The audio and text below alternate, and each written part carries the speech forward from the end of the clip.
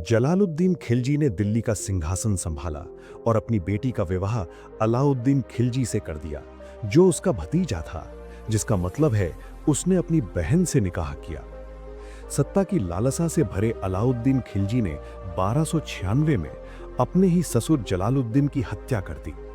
इसके बाद उसने दिल्ली की गद्दी पर अधिकार कर लिया। अपनी शक्ति को विस्तार देने के लिए उसने उत्तर भारत के हिंदू राज्यों को निशाना बनाना शुरू कर दिया। परमार, वाघेला, चौहान और मेवाड़ के रावल जैसे कई शक्तिशाली राजवंश उसके क्रूर अभियानों का शिकार बने। अलाउद्दीन खिलजी का सबसे कुख्यात सेनापति मलिक कफूर था। ये गुलाम सेनापति इतिहास में विंध्य पर्वत को पार करने वाला पहला मुस्लिम आक्रमणकारी बना। उसकी सेना ने यादव, काकतीय और होयसल जैसे दक्षिण भारतीय राजवंशों पर कहर बरपाया। अलाउद्दीन खिलजी के आक्रमणों ने राजस्थान को भी अपनी चपेट में ले लिया। 1297 में उसके सेनापति उलुग खां और नुसरत खां ने सोमनाथ और रुद्र महालय के प्रसिद्ध मंदिरों को लूटा। शिवलिंग को खंडित कर उसे दिल्ली ले जाने का प्रयास किया गया, लेकिन जालौर के पराक्रमी राजकुमार कान्हदेव सोनगरा ने इस कृत्य को चुनौती दी। राजकुमार कान्हड़देव ने अपनी सेना के साथ हमला कर खिलजी सेना को परास्त किया। इस विजय के बाद उन्होंने खंडित शिवलिंग के टुकड़ों को प्रभास पाटन, बगड़ा, आबू और जालौर में स्थापित करवाया, जिससे यह संदेश गया कि हिंदू धर्म को नष्ट नहीं किया जा सकता। 1300 में अलाउद्दीन खिलजी ने रणथंभौर के किले पर कब्जा करने के लिए अपने दो सबसे कुशल सेनापतियों नुसरत खां और उलुग खां को विशाल सेना के साथ भेजा। लगभग 80,000 मुस्लिम सैनिकों की यह सेना रणथंभौर पर टूट पड़ी, लेकिन हमीर देव चौहान के नेतृत्व में राजपूतों ने घमासान युद्ध लड़ा। युद्ध के दौरान एक विशाल गुलेल से छोड़ा गया पत्थर सीधे नुसरत खां से टकराया, जिससे उसकी मौके पर ही मौत हो गई। इस अप्रत्याशित आघात से खिलजी की सेना में हड़कंप मच गया। इस अवसर का लाभ उठाकर हमीर देव चौहान स्वयं किले से बाहर आए और शत्रु सेना का संपूर्ण संहार कर दिया। इस भयंकर हार के बावजूद उलुग खां किसी तरह जीवित बचकर भागने में सफल रहा। वह तुरंत अतिरिक्त सेना बुलाकर रणथंभौर की घेराबंदी जारी रखने के लिए लौट आया। 1301 में स्वयं अलाउद्दीन खिलजी रणथंभौर पहुंचा, दृढ़ संकल्प के साथ किले को हर हाल में जीतने के लिए। कई महीनों की घेराबंदी के बाद किले के भीतर भोजन और जल की भारी कमी हो गई।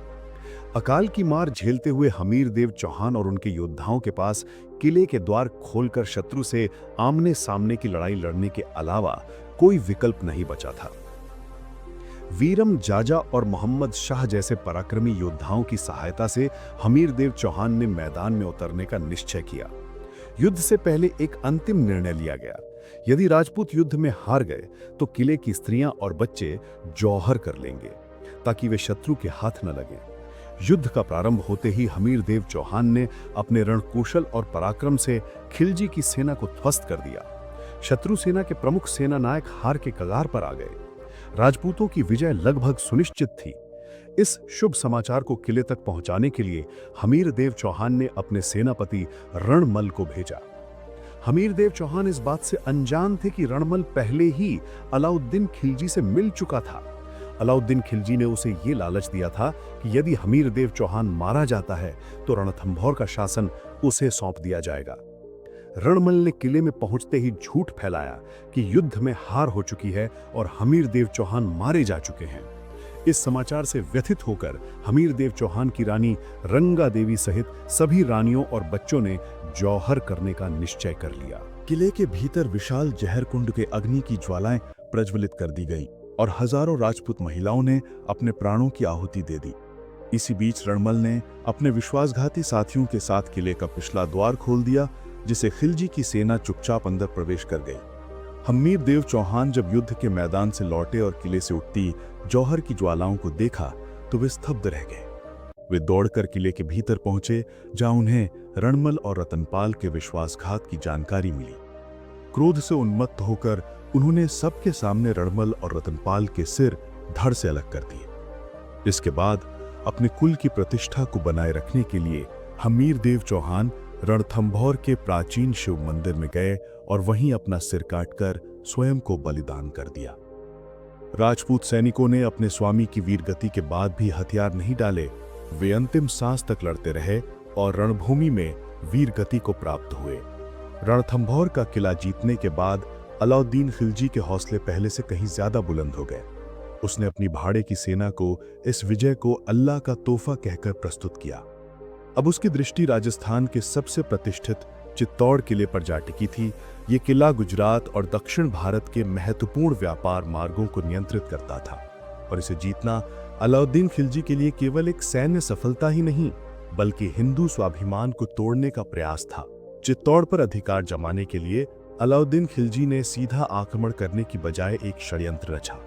इस षड्यंत्र का आधार बना रानी पद्मिनी का अनुपम सौंदर्य, जिसकी कथा एक गद्दार के माध्यम से उसके कानों तक पहुंची।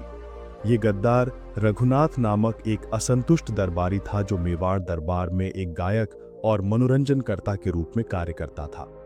इतिहास को तोड़ मरोड़ कर प्रस्तुत करने वाली कुछ फिल्मों और साहित्य ने इस व्यक्ति को जानबूझकर एक ब्राह्मण पुजारी के रूप में दिखाया। रघुनाथ के झूठे शब्दों ने अलाउद्दीन खिलजी को चित्तौड़ पर हमले के लिए एक नई योजना बनाने के लिए प्रेरित किया। 1302 में अलाउद्दीन खिलजी ने अपनी सेना के साथ चित्तौड़ की घेराबंदी कर दी, परंतु उसने इस बार सीधे युद्ध नहीं किया। राजपूतों को आत्मसमर्पण करने के लिए मजबूर करने की एक अपमानजनक शर्त रखी कि चित्तौड़ के वीरों को हथियार डालने होंगे और रानी पद्मिनी को उसे सौंपना होगा, तभी वो घेराबंदी हटाएगा। इस शर्त ने चित्तौड़ के किले में खलबली मचा दी। ये न केवल एक साम्राज्य की प्रतिष्ठा पर प्रहार था, बल्कि संपूर्ण हिंदू नारी गरिमा पर भी। अलाउद्दीन खिलजी की इस कुटिल चाल को सुनते ही पूरे मेवाड़ में युद्ध का बिगुल बज उठा। आसपास के राजपूत सामंत भी रावल रत्न सिंह के नेतृत्व में इस पवित्र युद्ध में सम्मिलित हो गए। जल्दी ही एक भीषण युद्ध छिड़ गया। चित्तौड़ के रणबांकुरों ने हिंदू स्वाभिमान की रक्षा के लिए तलवारें उठा ली। हजारों सैनिकों ने रणभूमि में अपने प्राणों की आहुति दे दी। परंतु अलाउद्दीन खिलजी का छल अभी समाप्त नहीं हुआ था। ये केवल चित्तौड़ की घेराबंदी की शुरुआत थी, जिसमें विश्वासघात और बलिदान की पराकाष्ठा अब भी बाकी थी। रणभूमि में हारने के बाद भी अलाउद्दीन खिलजी अपनी कूटनीति और विश्वासघात से चित्तौड़ को झुकाने की कोशिश कर रहा था। लंबे समय तक चली घेराबंदी के बाद उसने एक शांति प्रस्ताव रखा और रावल रत्न सिंह से बैठक की इच्छा जताई। इतिहास में यह कहा जाता है कि अलाउद्दीन खिलजी ने रानी पद्मिनी को दर्पण में देखने की मांग रखी थी, लेकिन इसका कोई ठोस प्रमाण नहीं मिलता। मेवाड़ के गौरवशाली इतिहास को देखते हुए ये कल्पना करना भी कठिन है कि राजपूतों ने कभी ऐसी अपमानजनक मांग को स्वीकार किया होगा। अधिक संभावना यह है कि ये बैठक युद्ध विराम और संधि की शर्तों पर चर्चा के लिए तय की गई थी।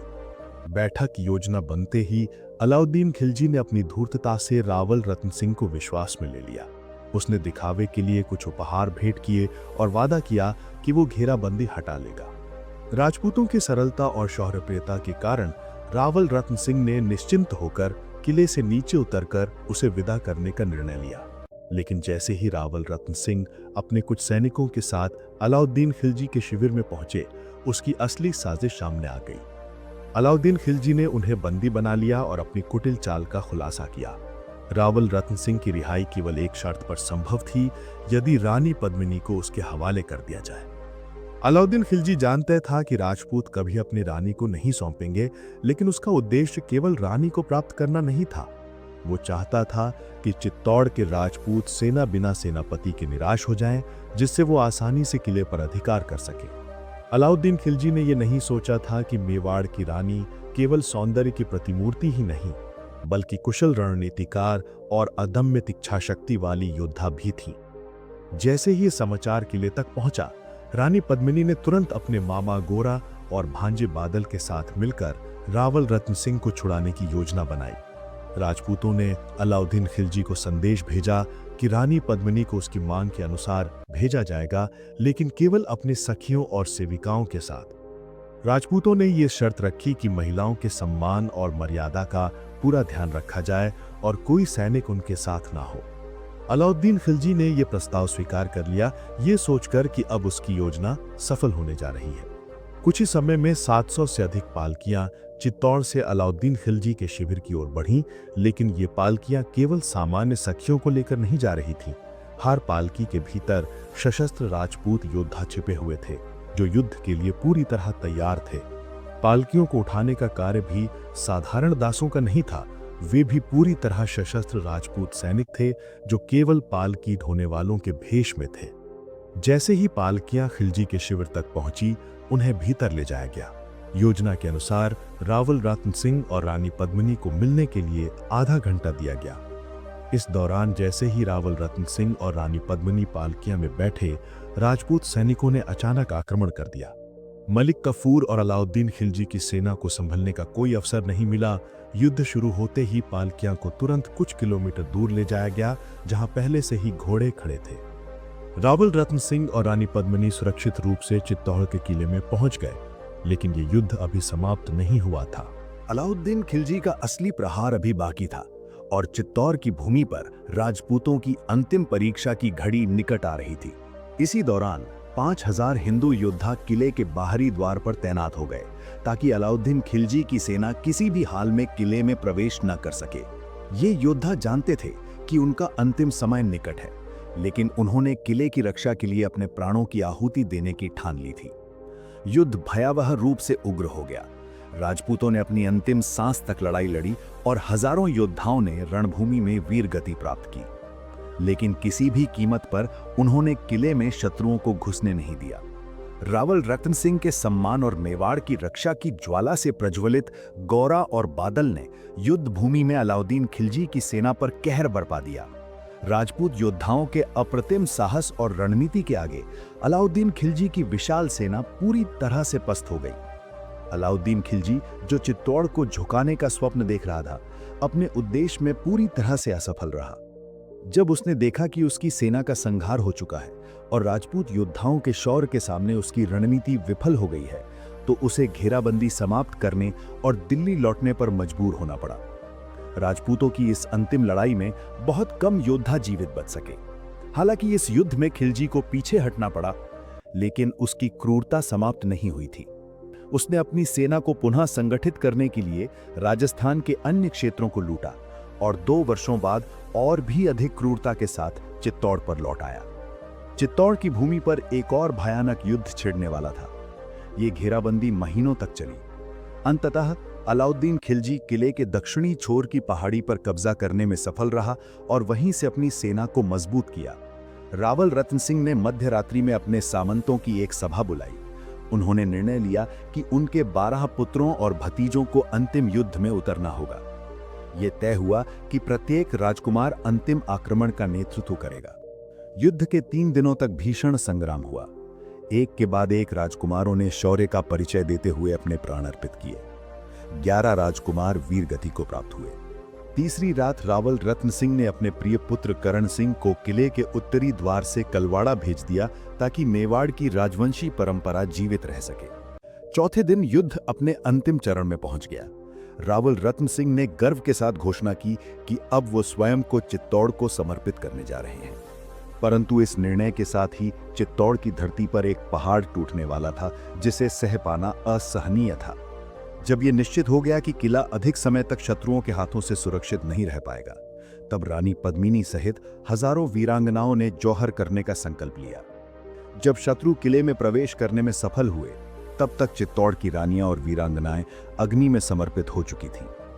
किले में केवल राख बची थी और रणभूमि में केवल राजपूतों की अंतिम वीरता था। अलाउद्दीन खिलजी, जिसने जिस वस्तु के लिए युद्ध किया था, जब उसके स्थान पर केवल राख और धधकती चिताएं पाईं, तो वो उन्माद में पागल हो गया। वो अपनी हार को स्वीकार नहीं कर सकता था। वो जिसे जीत समझ रहा था, वो वास्तव में उसकी सबसे बड़ी पराजय थी। अपनी क्रूरता की अंतिम सीमा तक जाते हुए उसने चित्तौड़ में आम नागरिकों के नरसंहार का आदेश दिया। 26 अगस्त 1303 को 30,000 निर्दोष नागरिकों और सैनिकों का निर्मम संहार किया गया। हर घर उजड़ गया, हर गली रक्त से भर गई। निर्दोष महिलाओं, बच्चों और वृद्धों को भी इस भीषण क्रूरता से नहीं बख्शा गया। चित्तौड़, जो 600 वर्षों तक इस्लामी आक्रमणों के सामने अडिग खड़ा था, वह 1303 में भारत के सबसे निर्दयी और क्रूर आक्रांता के हाथों गिर पड़ा। अलाउद्दीन खिलजी और औरंगजेब में अद्भुत समानता थी। दोनों के पास धर्मांधता और बर्बरता का वही जुनून था। दोनों ने तलवार के बल पर इस्लाम फैलाने की वही निष्ठुर कोशिश की। उन्होंने भारत की सनातन संस्कृति को मिटाने की हर संभव चेष्टा की। चित्तौड़ के पतन के बाद अलाउद्दीन खिलजी ने अगले कुछ दिनों तक हर मंदिर, हर ऐतिहासिक कृति, हर हिंदू धरोहर को नष्ट करने का आदेश दिया। किले में स्थित भव्य मंदिरों को एक एक कर तोड़ा गया, देव मूर्तियों को ध्वस्त कर चूने में मिला दिया गया, सनातन संस्कृति की पहचान को मिटाने का पूरा प्रयास किया गया। परंतु ये केवल एक अस्थायी क्षण था, क्योंकि इस भूमि ने संघर्ष करना सीखा था। इस भूमि को बार बार राख से उठकर लड़ना आता था। अपने आतंक और विध्वंस के चरम पर पहुंचने के बाद अलाउद्दीन खिलजी राजस्थान को और अधिक रौंदने के लिए आगे बढ़ गया। बार बार पश्चिमी सीमाओं से नए हमलावर आते रहे।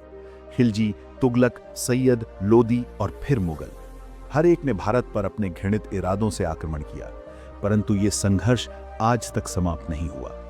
इस वीडियो को देखने के लिए धन्यवाद। मिलते हैं अगली बार। प्लीज लाइक करें, शेयर करें और सब्सक्राइब करें। जय हिंद, जय भारत।